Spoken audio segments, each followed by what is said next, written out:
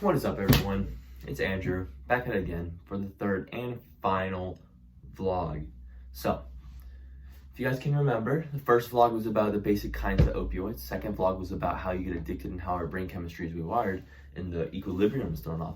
And today, the third and final day, is about withdrawal and what we are trying to do to stop the addiction spreading over the addiction spreading over the U.S.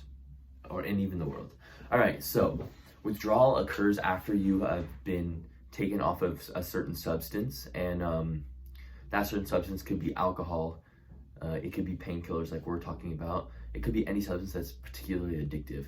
And so withdrawal, you have plenty of symptoms, and they can go from seizures to like stomach aches and headaches. So with the more serious drugs, you get withdrawal symptoms cause hallucinations, seizures, chills, vomits. You feel nasty, and they can last from anywhere from a week to multiple months. And so this is all according to drugabuse.com. And so, yeah, there's been multiple stories about people coming off of withdrawal, and I've heard that, and it's known that withdrawal is one of the worst things you could possibly go through your entire life. And on NBC, there's a football player. He played for Army West Point, the college, which is a very prestigious school. It's the school for the Army. And he played for their football team. And after practice, he hurt his ankle. And in order to play the game, he started taking opioids. Sooner than later, he got addicted to those opioids. And so, when he gets addicted, he can't tell anyone because obviously he'd be kicked out of the school. And he told his lawyer told him that opioid addiction follows you around like herpes for the rest of your life. So there's nothing, he can't shake it after he's overcome it.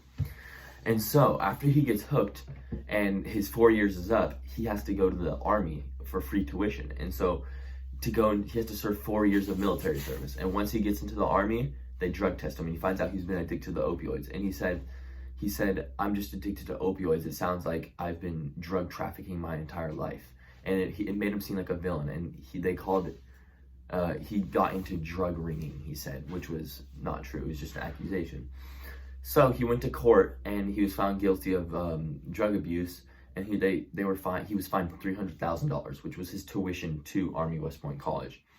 And so he was kicked out of school and he still had to pay the full tuition. Another story is a new Navy vet had a back issue after a motorcycle crash, and while he was in the Navy. And so he was prescribed morphine for his back pains. And sooner than later, his doctor had to take him off because he would get addicted. But too late, he was already addicted.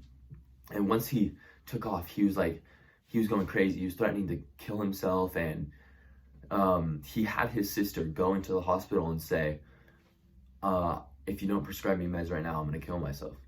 And so his sister came back and he was already dead in the car with a gun. He shot himself, and it said, he wrote a note and says, this is what happens when you punish someone who is already suffering. And so he was obviously suffering through the symptoms of withdrawal, and withdrawal is such a powerful force that it drove him to kill himself. And obviously you don't want to get to the point where you become addicted and you have to go through withdrawal, but you never know. Right now, there's not much being done to stop it. There's not much being done to stop it, and it's hard to stop because all of these drugs are already illegal, where these own people are putting their lives at risk by taking it. So I hope you guys learned a lot while I filmed these 3 vlogs about opioids, and have a good day.